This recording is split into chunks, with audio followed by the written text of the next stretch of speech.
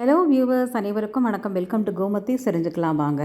இன்றைக்கி நம்ம healthy rich, nutrient rich jowar flour biscuits, sorghum millet அப்படின்னு சொல்லுவாங்க இங்கிலீஷில். நம்ம தமிழில் சோள மாவு, வெள்ளைச்சோள மாவு. இதில் பிஸ்கெட் பண்ண போகிறோம். காஃபி ஆர் டீ டைமுக்கு பெஸ்ட்டு ஸ்நாக்கு. எப்படி பண்ணுறதுன்னு பார்க்கலாம் வாங்க. வீடியோக்குள்ளே போகலாம். அன்சால்ட்டட் பட்டர் ரூம் டெம்பரேச்சரில் இருக்குது, நல்லா இலகி இருக்குது. இதில் பாதி எடுத்துக்கிறேன், 50 கிராம்ஸ் எடுத்துக்கிறேன். ஒரு கப்பு மாவுக்கு 50 கிராம்ஸ் பட்டர் போரும். இது விஸ்கு வச்சு நல்லா கலந்துக்கோங்க. நல்ல ஒரு க்ரீமி கன்சிஸ்டன்சிக்கு வரணும். நல்லா மிக்ஸ் பண்ணிகிட்டே இருந்தீங்கன்னா வந்துடும். இது கூட நம்ம பவுடர் ஜாகரி, வெல்லத்தை நல்லா பொடி பண்ணி வச்சுருக்கேன், அரை கப்பு.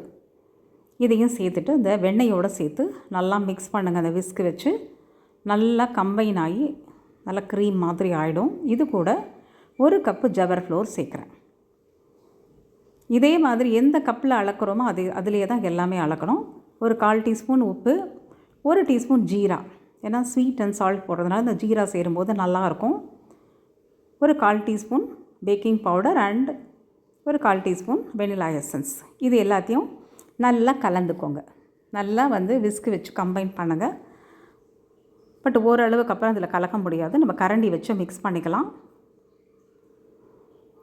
ஸோ இப்போ மாவு இன்னும் கன்சிஸ்டன்சிக்கு வரணும். ஸோ அதுக்காக நான் ஒரு 5 டீஸ்பூன் வார்ம் மில்க் எடுத்து வச்சுருக்கேன். நல்ல லேசான சூடு இருக்கணும். முதல்ல 2 டீஸ்பூன் விட்டுப்போம். போகிறோன்னா நிறுத்திக்கலாம், இல்லைன்னா கலந்துக்கலாம். இன்னும் கொஞ்சம் அந்த 3 டீஸ்பூனே விட்டு இந்த சோள மாவில் இந்த மாதிரி இந்த வார்ம் தண்ணியோ இல்லைனா பாலோ சேரும்பொழுது மாவு நல்லா டைட்டாகி நல்ல ஒரு கன்சிஸ்டன்சிக்கு வந்துடும், டெக்ஸ்சர் மாறும். ஸோ மொத்தம் 5 டீஸ்பூன்ஸ், பேலன்ஸ் 3 டீஸ்பூன்ஸும் விட்டாச்சு. நல்லா கையால் சப்பாத்தி மாவு மாதிரி பசைஞ்சிடுங்க. ஒரு 10 நிமிஷம் அப்படியே இருக்கட்டும், விட்டுருவோம்.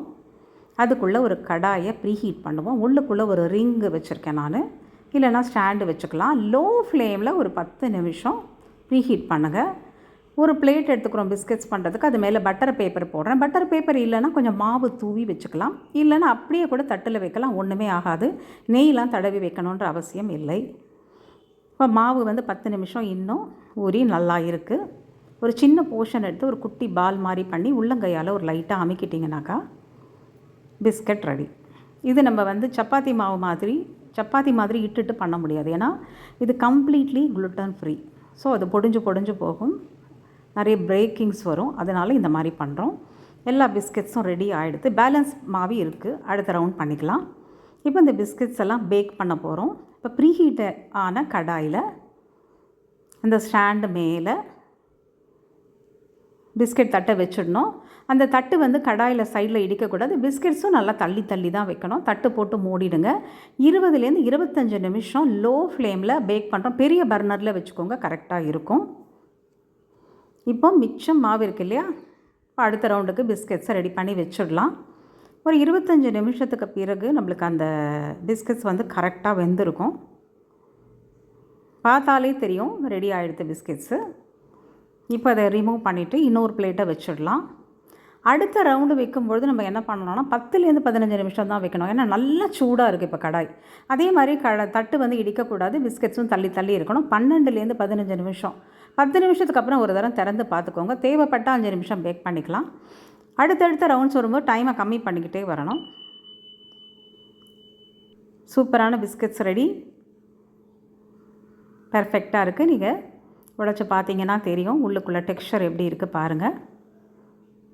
ரொம்ப டேஸ்டியாக இருக்கும், கிறிஸ்பியாக இருக்கும். டீ ஆர் காஃபியோட அருமையாக சாப்பிடலாம். பிடிச்சிருந்தால் லைக் பண்ணுங்கள், ஷேர் பண்ணுங்கள். சேனல் ஃபஸ்ட் டைம் பார்க்குறீங்கனாக்கா சப்ஸ்கிரைப் பண்ணி வச்சுக்கோங்க. பெல் ஐக்கானை கிளிக் பண்ணி ஆல் அப்படிங்கிற ஆப்ஷனையும் கிளிக் பண்ணி வச்சுக்கோங்க. அப்போ தான் நான் போடுற வித்தியாசமான வீடியோ எல்லாம் உங்களுக்கு நோட்டிஃபிகேஷனாக வரும். உங்களுக்கு ரொம்ப பிடிச்சிருக்குன்னு நினைக்கிறேன். Stay healthy viewers. Thanks for வாட்சிங்.